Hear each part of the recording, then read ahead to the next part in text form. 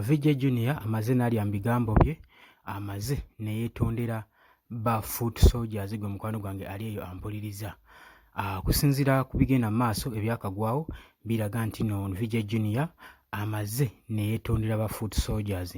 Nkwanirizaako nnyo omukwano gwange gwe yeekumira ku Yugi Updates TV kutegeeza nti okola kyamaanyi okubanga weekumira ku mayengo gano aga Yugi Updates TV. Webale nnyo kubanga weekumira ku mayengo gano. Gwate nakubanga osubscribinga mugana wange nkutegeeza nti no genda maaso n'okusubscribinga, genda maaso n'okusharinga, genda maaso n'okulikinga gwe mukwano gwange tusobole okubanga tunywezaawo amayengo ga Yugi Updates TV. Mukwano gyange mbalamusizzaako nnyo.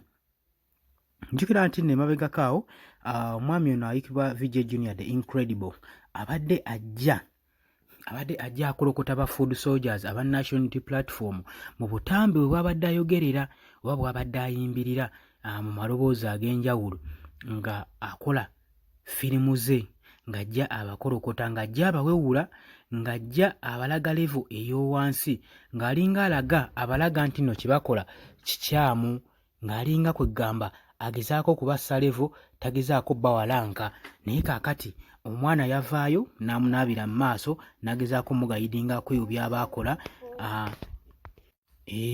Kaakati yamaze ne yeetonda. Oluvannyuma lw'omwana omunaabira mu maaso n'amugamba naye weekennenya ebintu by'oyogera, weetegereza ebintu by'okola, lwaki omalamu abaana baffe amaanyi?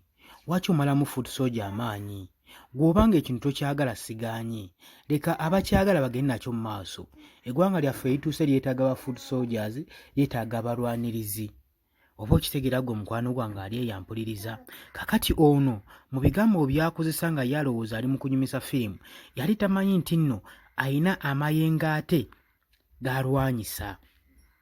Era ba Foot Soldiers baavuddeyo ne bamwambalira n'asooka kwegamba abeera nga mpulukutuza sokota anti okimanyi nti no zigenda na muggo. Kaakati ono ensabula gye bamusabuddemu amaze n'akkiriza, amaze ne yeetonda, amaze n'awandiika apology, amaze n'asaba bannaggwanga ba Foot Soldiers basobole okuba nga bamuddiramu. Mu bigambo bye nga yeetonda, VJ Junior ayogeddewo ati agambye nti nno eri eyo buli omu ti hey everyone, I want to take the moment to apologize for my recent comments about National Unity Platform supporters. Agamba nti nno eri buli omu njagala okutwala akadakiika kano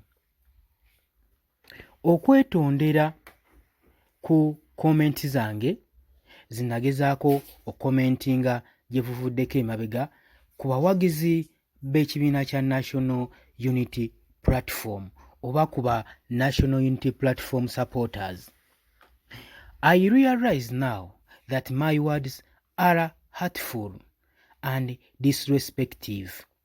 Agambye nti nze maze nenzikiriza, maze neekuba mu mutima, nendaba nga ebigambo bye nayogera mutuufu birumya, nga birumiza ddala ku mutima, era nga tebissanamu respect ku ba Foot Soldiers be nali njogerako. And for that, era n'olwekyo, I am truly sorry. Era n'olwekyo ddala ddala mpulira nga gunsinga.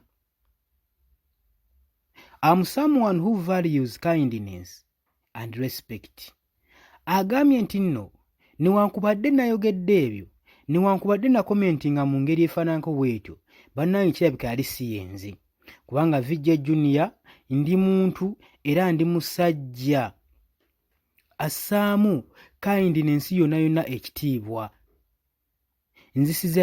Nzisizaamu ddala buli kintu ekigenda mu maaso ekitiibwa.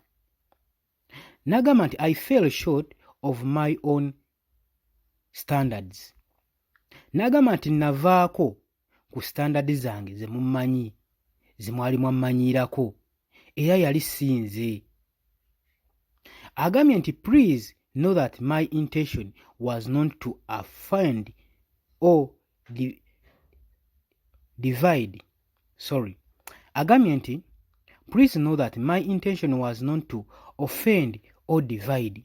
Nti mukkirize mukitwale nti era mukkirize nti ekigendererwa kyange tekyali kyakubanga nkutulakutulamu oba nga ngabanyagabanyaamu ba food soldiers oba abawagizi ba National Unity Platform, but to express my opinion.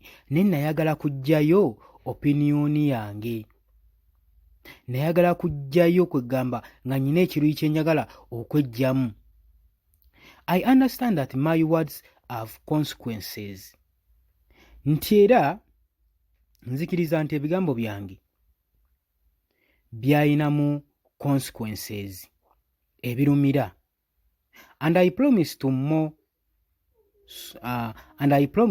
to be more thoughtful and considerate in the future. Era mbasuubiza bonna ba food soldiers abali eyo, ngenda kubeera nga muntu alowooza era nconsidering ennyo ne bye ngenda okulowoozaako mu maaso eyo future yange. Thank you for holding me accountable and for your continued support. Nti mwebale nnyo okungumiikiriza n'okumbalaabala era mwongere maaso n'okusapootinga. I appreciate your love and encouragement. Nsiima nnyo okwagala kwammwe era n'okunkubiriza kwonna kwe mukola. Ebibadde ebigambo bya VJ Junior the Incredible ng'agezaako kusangulawo bye bye yayogera ku ba food soldiers mu ngeri eba intimidating, eba discouraging, ebamalamu amaanyi, ng'ate tamanyi nti ekintu abaana bano kye bakola kintu bakijjira ddala mu musaayi, kintu kya mwoyo. Kati gwe tosobola kuva eri n'oyogerera abaana bano mafuukuule nga bakola ekintu gwe ky'otasobola kkeera ku makya kukola gwe mukwano gwange. Tusengamu ekitiibwa omuntu yenna avuddeyo okulwanirira eggwanga lye okubaako waalituusa. Gwoba nga tosobola kikola, gwe manya nti nno alaba asobola okukikola. Oba tunnakiraba mulamwa, awala bakirabamu omulamwa. Kale muganda wange gwe atannaakusubscribe mama kkubiriza genda mu maaso subscribing, sharinga, commentinga. Message eno esobole okutuuka ku buli omu abadde akubamu ebituli ba food soldiers.